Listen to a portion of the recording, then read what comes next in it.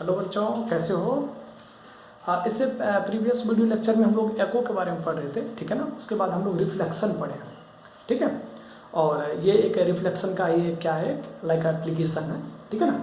तो बात करते हैं क्या कि एको में एक बार फिर से रिकॉल करा दूँ। एको आपका जो है, सिंपली अगर हम बात करें तो एको रिपीटेशन ऑफ साउंड है। क्या है आपका? Repetition of sound due to reflection.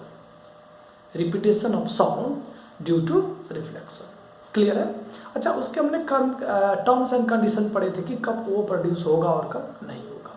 तो सिंपली अगर देखा जाए तो एको प्रोड्यूस होने के लिए मिनिमम डिस्टेंस जो है वो 17.2 मीटर चाहिए, मिनिमम डिस्टेंस चाहिए, उससे ज़्यादा हो सकता है, क्लियर है। चलिए, अब टाइम अगर चाहिए अपने को तो टाइम हमें चाहिए सिंपली 0.1 सेकेंड। कब? ओरिजिनल साउंड और रिफ्लेक्टेड साउंड के बीच का डिफरेंस चाहिए, टाइम डिफरेंस। यानी मान लो मैं अभी शाउटिंग कर रहा हूँ और शाउटिंग करने के बाद मान लो, और जो रिपीटेशन होकर मेरे कान तक है उसके बीच का साउंड कितना होना चाहिए? 0.1 सेकेंड, लाइक 1/10 सेकेंड, क्लियर है। और जो नेक्स्ट थर्ड चीज़ ये था कि उसके नेचर पे डिपेंड कर रहा था कि रिफ्लेक्शन कहाँ से हो रहा है, रिफ्लेक्ट कहाँ से हो रहा है, उस सबस्टेंसेस पे डिपेंड करता है, क्लियर है। ये बात रही थी सिंपली एको का। तो अब ना रिवर्बरेशन की बात करेंगे और फिर रिवर्बरेशन और एको दोनों में हम लोग डिफरेंस देखने वाले हैं यहाँ से, क्लियर है। चलिए, फिलहाल देखिए, तो हमने कहा कि echo is produce in a big empty hall. Echo is produced in a big empty hall. Here is no multiple, ठीक है, सॉरी दो बार मल्टीपल लिखा गया। Here is no multiple reflection of sound and sound are not persistent, ठीक है ना। मतलब क्या है कि सिंपली जो आपका एको है वो कहाँ प्रोड्यूस हो रहा है? बिग एम्प्टी हॉल में, ठीक है। और अगर नॉर्मल की बात करें तो वहाँ पर नहीं होगा, क्लियर है। चलिए, अब बात करते हैं रिवर्बरेशन का, जरा फोकस करो।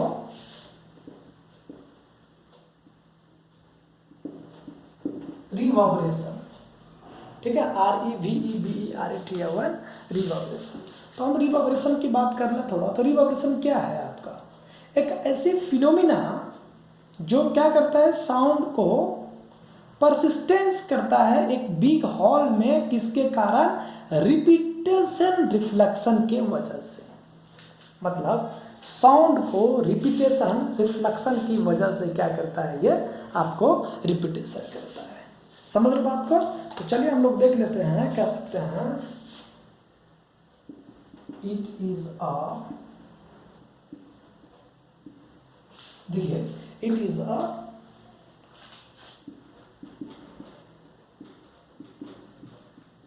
persistent of sound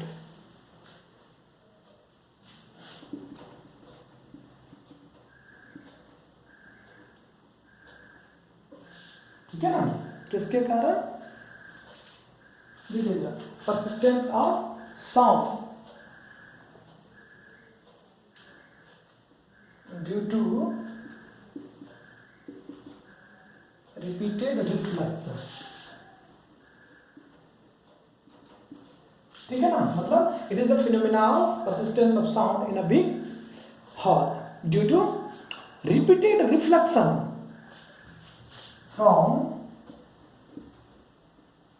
wall, ceiling, ठीक है ना। स्पेलिंग एक बार चेक कर लेना अपना, सीलिंग का CEI होना चाहिए मेरे ख्याल से, CEILING, सीलिंग।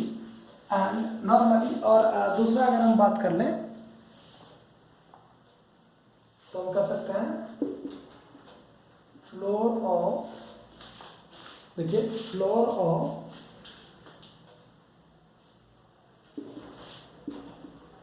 द हॉल, ठीक है। It is a phenomena of persistence of sound in a big hall due to repeated reflection, यानी बार बार मल्टीपल रिफ्लेक्शन कह सकते हैं आप इसको। क्या कह सकते हैं? मल्टीपल रिफ्लेक्शन कह सकते हैं आप इसको। सिंपली एको जो प्रोड्यूस होता है वो आपका 0.1 सेकेंड में रिपीटेशन चाहिए। मतलब जो नॉर्मल साउंड है, जो ओरिजिनल साउंड है और जो रिपीटेड साउंड है उसके बीच का हमने क्या कहा? डिफरेंस कितना होना चाहिए? Time difference 0.1 second, clear.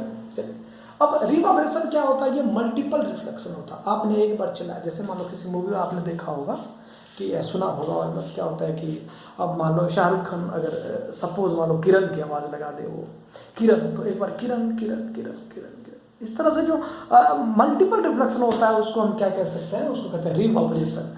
और सिंगल अगर हम बात करें, एक बार आपने आवाज़ लगाई, दूसरा रिपीटेशन आपके कान तक पहुंचा, उसको बोलते हैं एको। दोनों में अंतर समझिए, ठीक है ना। अब आगे की बात करते हैं, थोड़ा फोकस करना, ठीक है। अच्छा, अब नेक्स्ट अगर हम बात कर लें थोड़ा, तो नेक्स्ट क्या होता है कि अगर मान लो कि रिवर्बरेशन बहुत ही लॉन्ग हो, टू लॉन्ग की बात कर लिए, जरा एक छोटा सा पॉइंट लिखते हैं, जरा देखिए,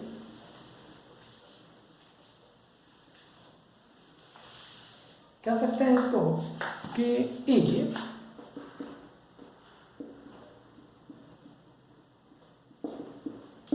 रिवर्बरेशन इज टू लॉन्ग, ठीक है, if reverberation is too long,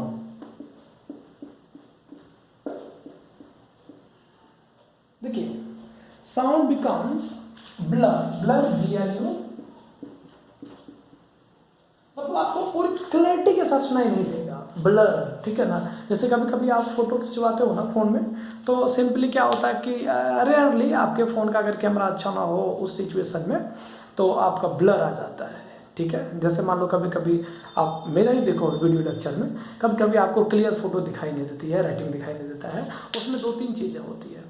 एक तो सिचुएशन ये आता है कि हो सकता है कि कभी कभी कैमरे की जो क्लैरिटी है वो आपको क्लियर नहीं, तो ब्लर की बात करते हैं, मतलब आपको जो चाहिए एक्चुअल में वो आपको नहीं मिल पा रहा है, ठीक है। तो मैंने क्या लिखा आपको, देखिए रिवर्बरेशन इज टू लॉन्ग, ठीक है, साउंड बिकम्स ब्लर, ठीक है।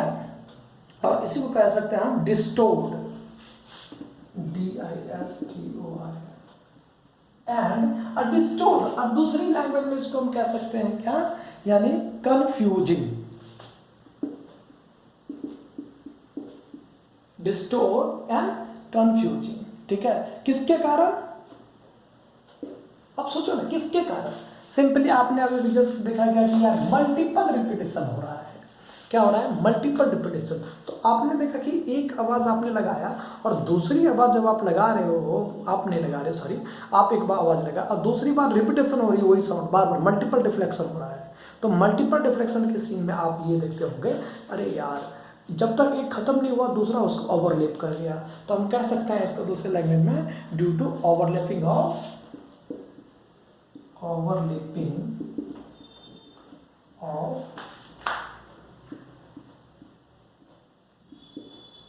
डिफरेंट साउंड, किसके कारण, ओवरलैपिंग ऑफ डिफरेंट साउंड, ठीक है ना। ये आपका डिस्टॉर्टेड है, तो हम इसको पूरा लिखते हैं DISTORTED, ठीक है ना, सही हो गया होगा राइटिंग थोड़ा। If reverberation is too long, sound becomes blurred and distort and confusing due to किसके कारण, ओवरलैपिंग की वजह से, ओवरलैपिंग की वजह से। जब तक एक रिपीटेशन आया नहीं, दूसरा रिपीटेशन, तीसरी रिपीटेशन, इस तरह से आप तक पहुंच गया है, तो इसकी वजह से जो क्या कहते हैं ओवरलैपिंग होगा, उसको कह देंगे आप रिवर्बरेशन। क्लियर है, चलिए अब हम लोग बात करते हैं थोड़ा नेक्स्ट कि यार इसकी एप्लीकेशंस क्या हो सकता है, यूज क्या हो सकता है इसके। हाँ, नॉर्मली अगर हम यूज की बात कर ले तो क्या बात बनेगा, तो यूज ऑफ मल्टीपल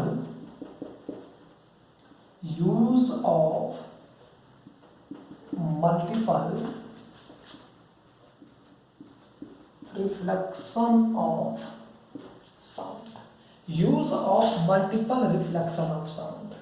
क्लियर है।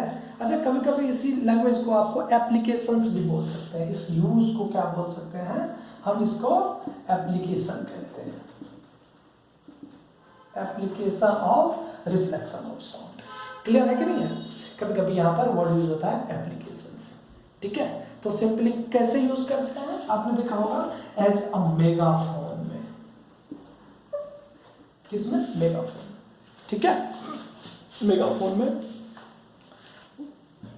जैसे नॉर्मली आप देखते हो ना, वो आजकल ऑलमोस्ट पुलिस वाले भी क्या करते हैं, ऑलमोस्ट भोबू टाइप के लेके और बजा रहा होता है उस समय में, है वो जो कह रहे होते हैं पब्लिकों को, ठीक है, उनकी सुरक्षा के लिए, ठीक है। तो उस टाइप का मेगाफोन। और दूसरा अगर हम एग्जाम्पल ले लें इसी का, ठीक है। तो दूसरा एग्जांपल आपका बनता है जो डॉक्टर साहब होते थे, वो डॉक्टर साहब को कान में लगा के और जो आपका हार्ट बीट चेक कर रहा होता है, स्टेथोस्कोप बोलते हैं उसको, ठीक है। वो क्या करता है, मल्टीपल वाइब्रेशन दे रहा है, और वो छोटे सा एक क्या होता है आपके लिसनिंग डिवाइस लगी होती है कान में, और वो जैसे ही वो यहाँ पर दो तरह का, एक होता है डिटेक्टर और एक होता है आपका नॉर्मली ट्रांसमीटर, ठीक है। और डिटेक्टर और ट्रांसमीटर क्या काम करता है, वो आपको डिटेक्ट किया और फटाफट से वो मैसेज आपको देने का काम कर जाता है। तो यहाँ से हम बात करेंगे दूसरा जो एप्लीकेशन होगा, इसको बनेगा स्टेथोस्कोप, STHETOSCO, स्पेलिंग एक बार चेक करना दोस्त, ठीक है, ठीक है, गलत तो नहीं लिखिए, हाँ सही, STETHOSCOP, अब सही होगा मेरे ख्याल से, ठीक है, स्टेथोस्कोप, क्लियर है, यानी डॉक्टर साहब यूज करते हैं जो, ठीक है। चलिए अब नेक्स्ट आता है आपको थर्ड का आता है जो एप्लीकेशन होगा, ये बनेगा साउंड बोर्ड, ठीक है, साउंड बोर्ड। अच्छा साउंड बोर्ड का क्या मतलब समझो, साउंड बोर्ड का मतलब होता है लाइक रिपीटेशन जहाँ पर आपको चाहिए, रिफ्लेक्शन जहाँ पर आपको चाहिए, ठीक है ना, सिंपली। और जो लास्ट वन होता है ना कर्व सीलिंग, ठीक है, देखिए कर्व सीलिंग। अच्छा कर्व सीलिंग में क्यों, कभी सोचे हो कर्व सीलिंग क्यों आता है, CEILLING, कर्व सीलिंग क्यों, मतलब जब हॉल आप देते हो curve ceiling of conference hall, ठीक है, कर्व सीलिंग ऑफ कॉन्फ्रेंस, ठीक है, curve ceiling of conference hall normally. अब ये कैसा होता है curve ceiling of conference hall की अगर बात करें तो सिंपली इस तरह से यहाँ से आपने प्रोड्यूस किया ये, और इस तरह से ऐसा एकदम बिल्कुल कर्व होता है इस तरह से, ठीक है। ये अब ये क्या करता है, जैसे आया देखो ये फिर से आया, देखो जरा, देखो तो रिफ्लेक्शन हो रहा है कि नहीं हो रहा है, देखो तो हो रहा है रिफ्लेक्शन। और अगर हम साउंड बोर्ड की बात कर लें तो साउंड बोर्ड में क्या होता है, मान लो यहाँ से आपने साउंड को प्रोड्यूस किया और यहाँ पर लगा दिया सिचुएशन में, ठीक है, और यहाँ पर देखिए जरा आप प्रोड्यूस किया, ऐसे जगह अगर साउंड इस तरह से देखिए, ऐसे गया, ऐसे आया, फिर ऐसे गया, फिर ऐसे आया, फिर इस तरह से, मतलब एकदम एंगल पे जिस तरह से आपके क्या होता है रिफ्लेक्टेड होता है, ठीक है। ये आपका हो गया साउंड बोर्ड। और स्टेथोस्कोप तो आप जान, मेगाफोन आपको बताइए, ठीक है। ये आपका क्या था, यह था applications of reflection of sound, इसी को बोलते हैं, ठीक है। तो ये था आपका application of reflection of sound, ठीक है। चलिए अब हम नेक्स्ट की बात करेंगे। देखिए इसके बाद हम लोग थोड़ा इसके क्वेश्चंस की बात करेंगे और कुछ थ्योरेटिकल क्वेश्चंस की बात करेंगे। पहले एक बार चैप्टर कंप्लीट कर लें, पूरे चैप्टर का आपको क्वेश्चंस का डिस्कशन कर देंगे, क्लियर है, ताकि आपका पूरा का पूरा कॉन्सेप्ट जो है वो क्लियर हो जाए, ठीक है। चलिए अब नेक्स्ट हम बात करने जा रहे हैं सिंपली रेंज ऑफ हियरिंग की बात करते हैं, ठीक है ना, हम रेंज ऑफ हियरिंग की बात कर लेते हैं। अच्छा अब एक आपका होता है हियरिंग एड का नाम सुने हो कभी क्या, हियरिंग एड। अच्छा हियरिंग एड का क्या मतलब होता है, हियरिंग एड कभी सुने हो आपने, नॉर्मली आप देखे होंगे। अगर हम बात करें हियरिंग एड को तो कहाँ देखेंगे, मैं उसकी बात करते रहूँगा, समझो उस सिचुएशन में जब आप कहीं बाहर जाते होंगे या आपके कोई दोस्त जिसको सुनाई कम देता है, या बड़े बुजुर्गों की बात करते हैं, लाइक ओल्ड पर्सन की बात करते हैं, on that time he will use a earphone for listening any word और सेंटेंसेस और एनी वॉइस। अगर किसी वॉइस को वो लिसन करने के लिए क्या करते हैं, उस मशीन का इस्तेमाल करते हैं, डिवाइस का इस्तेमाल करते हैं, उसको बोलते हैं हम लोग हियरिंग एड, ठीक है, उसको बोलते हैं हियरिंग एड, क्लियर है। तो इसको हम लिख सकते हैं it is a battery operated, क्या होता है, it is a battery operated, याद रखिए it is a battery operated device used by a person. It is a battery operated device used by a person, ठीक है। हाँ, who are hard to listen, उच्चा सुनने के लिए, ठीक है, ठीक है, हियरिंग। इसमें क्या होता है, माइक्रोफोन, इसमें क्या होता है, माइक्रोफोन आर कन्वर्टेड। थोड़ा देखिए, इस जो हियरिंग एड यूज करते हैं उसकी बात करने जा रहे हैं। इसमें क्या करता है, माइक्रोफोन कन्वर्टेड साउंड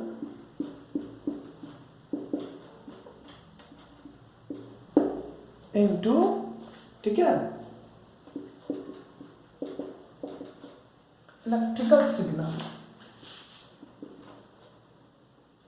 ठीक है ना, किसमें कन्वर्ट करता है ये, आपके इलेक्ट्रिकल सिग्नल में, ठीक है। और फिर से वो एम्पलीफाइड होता है, ठीक है, किसके कारण, एम्पलीफायर के कारण। Then it is amplified by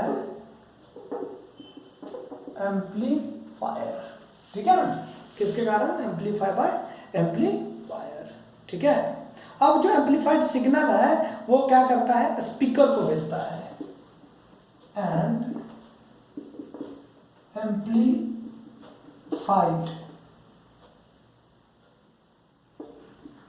sound send to speaker, और इसी तरह से क्या करता है, वो अपना सुन लेता है, ठीक है ना। फिर से सुनिए, ठीक है, speaker of hearing aid, clear है। मतलब अब जरा फोकस करो, क्या करते हैं, जो हियरिंग एड है उसकी बात करते हैं। It is a battery operated device used by a person simply, ठीक है, who are hard to listen, मतलब बहुत अधिक उच्च साउंड चाहिए उसको, हार्ड साउंड चाहिए उसको। और नॉर्मली क्या करता है, वो जो साउंड कैसे कन्वर्ट करता है, वो ये हेयरिंग एड क्या काम करता है कि माइक्रोफोन जो आप कान में लगाए हो वो पर उसको कलेक्ट करता है, और कलेक्ट करने के बाद उसको इसमें इलेक्ट्रिकल सिग्नल वो due to transfer of like electron, उस तरह से मूवमेंट करता है, और उस इलेक्ट्रिकल सिग्नल को कन्वर्ट करता है कौन, एम्पलीफिकेशन, और एम्पलीफिकेशन एम्पलीफाइड करता है, और वो एम्पलीफाइड साउंड को क्या करता है, उस हेयरिंग एड तक पहुंचाने की कोशिश करता है। तो इसमें क्वेश्चंस क्या बन सकता है कि जो हेयरिंग एड में होते हैं वो कैसे सुनाई पड़ता है उसको, ड्यू टू हाउ। तो आप कहेंगे कि माइक्रोफोन कन्वर्ट करता है किसमें, इलेक्ट्रिकल सिग्नल में, और इलेक्ट्रिकल सिग्नल जो होता है वो एम्पलीफाइड होता है और एम्पलीफायर के द्वारा, ठीक है, और वो फिर कान तक, उसके कान तक पहुंचाता है। क्लियर है, ये आपका हेयरिंग एड है, ठीक है। चलिए अब हम लोग नेक्स्ट की बात करने जा रहे हैं, ठीक है। अब जब सोचो तो अब यहाँ पर बात करते हैं कि रेंज ऑफ हियरिंग क्या होता है, यानी उसको बोलते हैं सुनने की क्या, मतलब सुनने की क्या, कितने अधिक डेसिबल तक बात करते हैं, क्योंकि आपने कहा कि जो लाउडनेस होता है उसका यूनिट होता है डेसिबल। और जो नेक्स्ट चीज़ है ना दोस्त, वो नेक्स्ट चीज़ आपका है कि जो फ्रीक्वेंसी है उसका यूनिट्स होते हैं हर्ट्ज। जरा फोकस करना,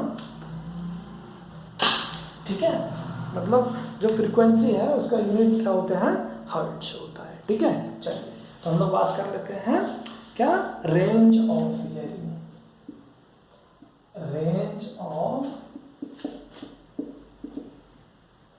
हियरिंग, ठीक है। अब जरा फोकस कीजिए। अब रेंज ऑफ हियरिंग है क्या एक्चुअल में, मतलब अपने कान को एक ऐसे सेंसिटिव वॉइस जहां तक वो क्या करे उसको सहन कर सके, मतलब एक कैपेसिटी का लिसन करने की कैपेसिटी, ठीक है, हम उसको कह सकते हैं सुनने की क्षमता कह सकते हैं दूसरे लैंग्वेज में, ठीक है ना। अब जरा सोचिए तो सिंपली अगर बात करें कि ह्यूमन की अगर बात करें, हम आप जैसे लोगों की बात करें, उसके सुनने की क्षमता कितनी, फ्रीक्वेंसी, पहले सुनिए फ्रीक्वेंसी क्या होता है। मैंने बताया था कि नंबर ऑफ वाइब्रेशंस और साइकिल्स कंप्लीटेड इन 1 सेकेंड, इसको बोलते हैं क्या, फ्रीक्वेंसी, ठीक है, और उसका यूनिट्स होते हैं हर्ट्ज, ठीक है। तो जरा फोकस कीजिए कि अब रेंज ऑफ हियरिंग में क्या होता है ऑलमोस्ट, तो range of hearing for human कितने होंगे, ये होगा 20 हर्ट्ज टू 20,000 हर्ट्ज। अच्छा कभी कभी यही चीज़ ना 20,000 को इस तरह से लिखा रहेगा, अगर देखो 20 × 10⁻³ हर्ट्ज, और कभी कभी यहाँ पर ऐसे लिखा रहेगा आपको 20 किलो हर्ट्ज। तो परेशान मत होना, किलो का मतलब 1000 होता है, ठीक है ना। तो कितना हो गया 20,000 हर्ट्ज तक। और जो यंगर चिल्ड्रन होता है, अगर हम बात करें किससे, 5 ईयर से कम की बात करें तो, ठीक है, तो हम यहाँ से कह सकते हैं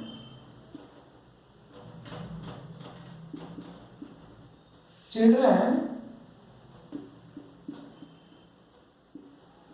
मतलब यंगर की बात कर रहे हैं हम लोग, ठीक है ना। चिल्ड्रन यंगर देन 5 ईयर्स, मतलब चिल्ड्रन यंगर देन 5 ईयर्स, उसको जो क्षमता होता है कितना 20 हर्ट्ज से लोअर देन, सिंपली अगर हम बात करें तो या मान लो एक एग्जांपल दे रहा हूं मैं कि चिल्ड्रन यंगर देन 5 ईयर्स, ठीक है, और डॉग्स, ठीक है ना, यानी जो डॉग्स होते हैं उसके और चिल्ड्रंस की बात कर रहा है, इन दोनों को यंगर देन 5 ईयर्स है, ये 5 ईयर्स से अगर हम बात करें उससे यंगर है तो उसको कितने चाहिए, उसको 25 किलो हर्ट्ज तक, याद रखना इस पॉइंट को, ठीक है। अगर हम चिल्ड्रन की बात करें यंगर देन 5 ईयर्स और डॉग्स को, तो ये कितने उसके सुनने की क्षमता होती है, रेंज ऑफ हियरिंग कितना होता है 25 किलो हर्ट्ज, ठीक है। अब यहाँ पर ना दो तरह के बात बनते हैं सिंपली, और सिंपली अगर हम बात कर ले तो एक जो टाइप होता है रेंज ऑफ हियरिंग का वो क्या होता है उसकी बात करें जरा देखिए। अगर हम इसके टाइप की बात कर रहे हैं तो दो तरह की बात करते हैं रेंज ऑफ हियरिंग में, एक होता है इंफ्रासोनिक और एक होता है अल्ट्रासोनिक, ठीक है। एक क्या होता है इंफ्रासोनिक और एक होता है अल्ट्रासोनिक। अच्छा दोस्त होता क्या है ना, सिंपली अगर हम बात करें तो जो आपका इंफ्रासोनिक है, ठीक है, उसके लिए क्या चाहिए, फ्रीक्वेंसी क्या lower than 20 hertz, frequency lower than 20 hertz, 20 hertz से भी कम हो तो उसको हम क्या कह सकते हैं, इंफ्रासोनिक, ठीक है। और अगर हम बात करें सिंपली कि अगर मान लो कि फ्रीक्वेंसी 20,000 से ज्यादा हो, frequency more than 20 kilo hertz, अभी जस्ट हम लोग कहे थे अगर 20 किलो हर्ट्ज से अगर ज्यादा हो तो उसको हम लोग क्या कहेंगे, अल्ट्रासोनिक, ठीक है ना, सिंपली। अब यहाँ पर अगर हम एग्जाम्पल की बात करें इस पर, तो इसमें एग्जाम्पल क्या क्या आ सकता है जरा फोकस करो तो। अगर हम इंफ्रासोनिक की बात करें तो यहाँ पर एग्जाम्पल अगर लो तो क्या आ सकता है, vibrating of simple pendulum, vibrating of simple pendulum, ठीक है, वाइब्रेटिंग ऑफ सिंपल पेंडुलम की बात कर लिए, ठीक है। ये सब क्या कहलाएगा, ये आपका कहलाएगा ऑलमोस्ट इंफ्रासोनिक, ठीक है। और एक राइनोसोरस की बात करते हैं, RHINO, देखो जरा राइनोसोरस, RIHO, ठीक है, NO, ठीक है, और CEROES, ठीक है।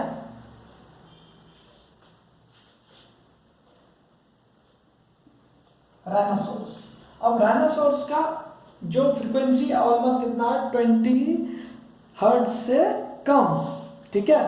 और दूसरा अगर हम बात कर रहे हैं तो एलिफेंट लीजिए, ठीक है, एलिफेंट की बात कर लीजिए। और नेक्स्ट अगर हम बात कर लें थोड़ा तो वेल की बात करते हैं हम लोग, WHALE, वेल, ठीक है। थोड़ा इधर नहीं आ रहा होगा, मैं यहाँ पर लिख देता हूँ WHALE, वेल, ठीक है। और अगर हम नेक्स्ट की बात करें तो हम कहते हैं अर्थक्वेक, देखिए जरा, ठीक है। अर्थक्वेक ये सब क्या कहलाएगा आपका कंप्लीटली, ये कहता है इंफ्रासोनिक। ये सब इंफ्रासोनिक का एग्जांपल था। अब हम आते हैं थोड़ा अल्ट्रासोनिक पर, ठीक है ना। अब जरा देखिए तो अल्ट्रासोनिक की अगर हम बात कर रहे हैं इस तरह से, अब अल्ट्रासोनिक की बात करें,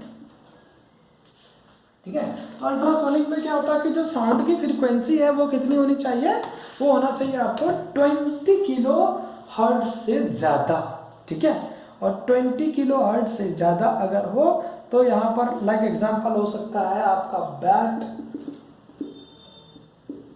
ठीक है ना। और सिंपली अगर हम बात कर लें डॉल्फिन,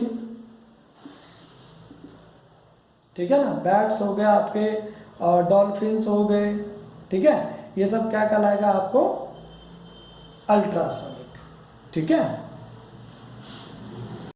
अब हम बात अगर करें थोड़ा तो देखिए ना, अब नेक्स्ट अगर आप एग्जांपल लेना चाहेंगे तो हम कह सकते हैं कि पारपॉइज, ठीक है। और अगर और भी बात करेंगे तो सिंपली आप यहाँ से कह सकते हैं रैट, ठीक है। अब ये सब क्या है, ये सब आपका है अल्ट्रासोनिक। जरा फोकस कीजिए, हमने आपको 2-3 चीजें बता दी है, यानी इंफ्रा और अल्ट्रा, क्लियर है। चलिए अब हम लोग नेक्स्ट बात कर लें, थोड़ा सा हम लोग बात करते हैं एप्लीकेशंस अल्ट्रासाउंड, ठीक है ना। अच्छा, कभी कभी आपको मन में क्या होगा, आपके मन में ये जो पार्ट है ना, इसी को बोलते हैं अल्ट्रासाउंड भी। परेशान नहीं होना है, अल्ट्रासोनिक को दूसरे लैंग्वेज में कहते हैं अल्ट्रासाउंड, ठीक है। तो आप परेशान नहीं होना कि अल्ट्रासाउंड क्या हो गया, ये अलग चीज़ है क्या, एकदम बिल्कुल नहीं है, वही चीज़ है, समझ रहे बात को। तो अगर हम बात कर ले थोड़ा आपकी इसके एप्लीकेशंस की बात कर लेते हैं, जरा देखो तो एप्लीकेशंस ऑफ अल्ट्रासाउंड।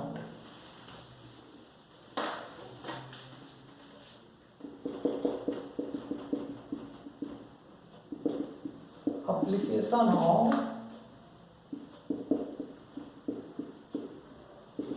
अल्ट्रासाउंड, देखो अब एप्लीकेशन ऑफ अल्ट्रासाउंड में क्या हो सकता है सिंपली, ठीक है। जैसे आप कहते हो कि it is used to detect, it is used to detect crack in a metal block, ठीक है। मेटल ब्लॉक में क्या करते हैं हम, क्रैक ढूंढने का काम करते हैं, ठीक है। अब नेक्स्ट जो होता है, it is used to clean, it is, देखिए it is used in industry, it is used in industry to clean, ठीक है ना। क्या चीज, क्लीन पार्ट्स ऑफ ऑब्जेक्ट,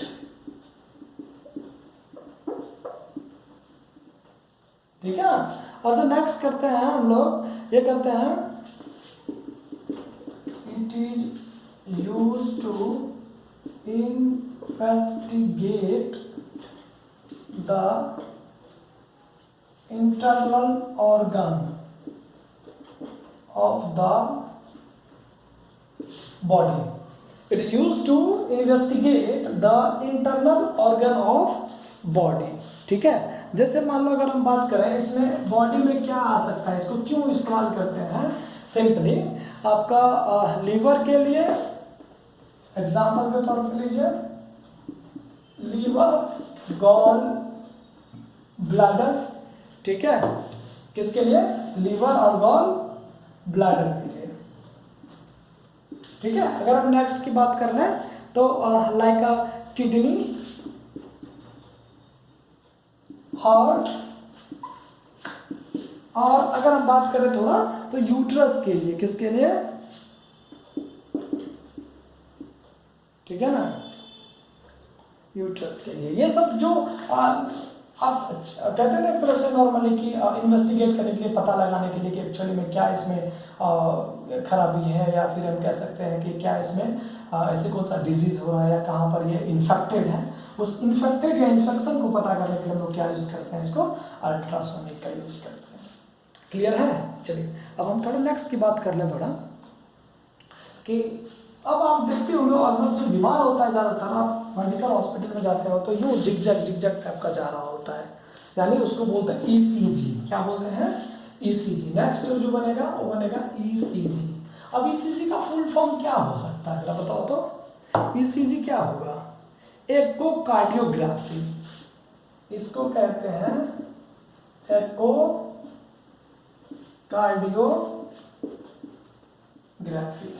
ठीक है ना, एकोकार्डियो, ठीक है ना, देखिए एकोकार्डियोग्राफी, ठीक है। और जो नेक्स्ट आपका आता है वो होता है अल्ट्रासोनोग्राफी।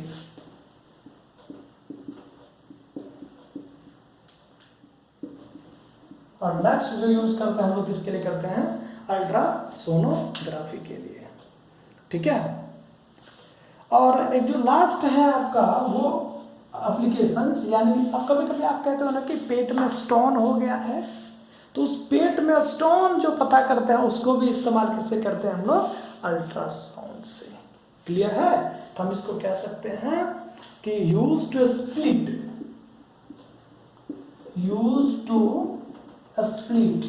बहुत छोटे को दूसरा लैंग्वेज में कहते हैं आप कि टाइनी स्टोन्स इन किडनी, ठीक है, इनटू फाइन ग्रेन्स, बहुत छोटा, ठीक है। तो ये था आपका क्या, सिंपली यूजेज या आप एप्लीकेशंस कह दीजिए अल्ट्रासाउंड का। क्लियर है? अब नेक्स्ट जो हम बात करने जा रहे हैं, हम बात करते हैं सोनार का, SONAR, ठीक है, सोनार। चलिए देखिए जरा,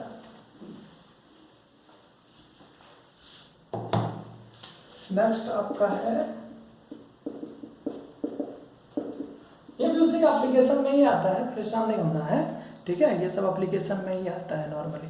अच्छा, सोनार क्या है? पूरा नाम अगर हम बात करें तो सोनार क्यों इस्तेमाल किया जाता है उसकी बात करते हैं। सोनार का मतलब होता है साउंड नेविगेशन एंड रेंजिंग, ठीक है, जिसको रैंगिंग भी कहते हैं, साउंड नेविगेशन ऑफ रैंगिंग। इसका इस्तेमाल करते हैं नॉर्मली कि एक ऐसी डिवाइस है जो डिस्टेंस फाइंड आउट करने के लिए, डायरेक्शन फाइंड आउट करने के लिए, या कोई एनिमी का अगर कोई शिप्स है उसको पता लगाने के लिए, या बहुत लार्ज अगर हम बात करें बिग लार्ज अमाउंट में, अगर मान लो कि आपका अगर स्टोन है इनसाइड ऑफ सी, तब उसको पता लगाने के लिए, या फिर हम इसको कह सकते हैं दूसरे लैंग्वेज में कि जो अंडर वाटर ऑब्जेक्ट है उसके स्पीड को पता लगाने के लिए इस्तेमाल करते हैं। क्लियर है? तो साउंड का पूरा नाम क्या होगा? साउंड नेविगेशन, देखिए साउंड नेविगेशन एंड, पूरा लिख देता हूं मैं, एंड रेंजिंग, RAN, ठीक है, GING, ठीक है। अब होता क्या है, it is a device which is used to detect, देखिए it is a device which is used to detect, ठीक है ना, distance, direction and speed of underwater objects, ठीक है, या फिर सबस्टांसेस, क्लियर लिख देता हूं मैं, ठीक है। उसको यूज करने के लिए, डिटेक्ट करने के लिए हम क्या करते हैं, सोनार का इस्तेमाल करते हैं, ठीक है। अब ये होता क्या है, देखिए सोनार सिंपली अगर हम बात कर लें, ये आपका क्या है, मान लीजिए इस तरह से ये आपका शिप है, ठीक है। अब ये शिप है तो यहाँ पर दो तरह के क्या होते हैं कि डिवाइस लगा होता है इस पर, देखिए दो तरह का। तो ये जो है ये आपका है नॉर्मली ट्रांसमीटर और इसको बोलते हैं डिटेक्टर। जरा देखिए जरा ध्यान से, एक आपका है ट्रांसमीटर और दूसरा है आपका डिटेक्टर, फोकस करना, ठीक है। अब ये ट्रांसमीटर डिटेक्टर इसको कहते हैं जैसे सी बैड, या हाँ इसको कह रहे हम सी बेड, जो आप कहते हो ना नॉर्मली, ठीक है ना, जो वाटर सरफेस की बात करते हैं, ठीक है, वो सी बेड। और ये जो है आपका ऑलमोस्ट, ये जरा देखिए, ये जो टच कर रहा हो उस शिप से, तो इसको बोलते हैं वाटर सरफेस, ठीक है। और ये टी से ट्रांसमीटर, डी से हो गया डिटेक्टर। अब मान लीजिए कि इसका स्पीड अगर मान लो यहाँ से यहाँ तक का डिस्टेंस अगर एस हो, तो ये वाला डिस्टेंस भी तो आपका एस होएगा, सेम वही वाली बात है कि नहीं, जरा देखो तो। अब सिंपली ये वाटर फ्लो कर रहा है, तो यहाँ पर ट्रांसमीटर क्या करता है, उसको फटाफट ट्रांसमिट करता है, और डिटेक्टर क्या काम करता है, तो यूज करता है। तो हम कह सकते हैं it consist of transmitter and detector device, दो डिवाइस रखता है वो, ठीक है। Transmitter transmits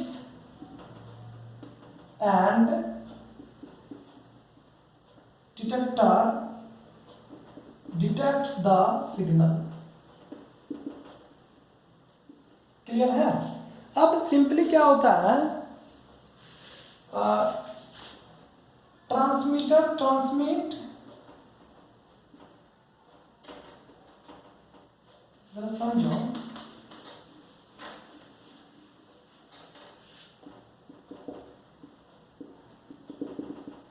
transmitter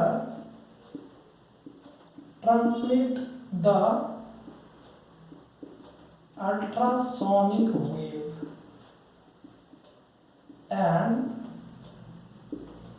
detector detects it, ठीक है। अब ये अल्ट्रासोनिक वेव को क्या करता है, सिंपली ट्रांसमिट करता है और वो डिटेक्ट कर लेता है, ठीक है। चलिए, अब सबसे जो इम्पोर्टेंट बात है, ये क्या करता है कि वाटर के अंदर अगर रिफ्लेक्ट किया तो रिफ्लेक्टेड वेव, जरा फोकस करो, ये जो रिफ्लेक्ट करता है यहाँ पर इस पॉइंट पर, जरा फोकस कीजिए, इस पे रिफ्लेक्ट किया तो हम यहाँ से कह सकते हैं रिफ्लेक्टेड वेव्स। जरा देखो, अब ये रिफ्लेक्टेड वेव्स जो है ये कन्वर्ट करता है किसमें, इलेक्ट्रिकल सिग्नल में। Reflected waves are converted into electrical signal by detector, ठीक है ना। अब ये क्या करता है, उसको डिटेक्ट करता है, और डिटेक्ट करने के बाद फिर से ये डिवाइस क्या करता है, ऑलमोस्ट उसको पता कर लेता है, ठीक है ना। अब अगर हम बात करें इसको सिंपली, जरा देखो तो, अब कैसे आप इसको कैलकुलेशन कैसे करोगे। अगर हम कैलकुलेशन की बात करें, मान लो डिस्टेंस आया इस पॉइंट तक, ओ पॉइंट तक, तो हम कहते हैं टीओ इज इक्वल टू कितना, डीओ इज इक्वल टू कितना, एस। तो टोटल डिस्टेंस कितना, ये बनेगा TO plus DO is equal to S plus S is equal to 2s। तो if v is equal to speed of substances, तो यहां से टाइम क्या बनेगा, ये बनेगा आपको डिस्टेंस अपॉन में स्पीड। तो t किसके करीब बन गया, 2 इंटू एस अपॉन में बोलो v, तो 2s बराबर कितना बनेगा, v इंटू टी, और s बराबर बन गया v इंटू टी अपॉन में 2। तो फाइनली आपने देखा ऑलमोस्ट क्या कि जो फार्मूला आया आपका किसका, सोनार का, वो भी आ गया v इंटू टी अपॉन में 2। और इससे पहले जो दोस्त आप निकाले थे ऑलमोस्ट एको में, उसमें भी सेम फार्मूला आया था।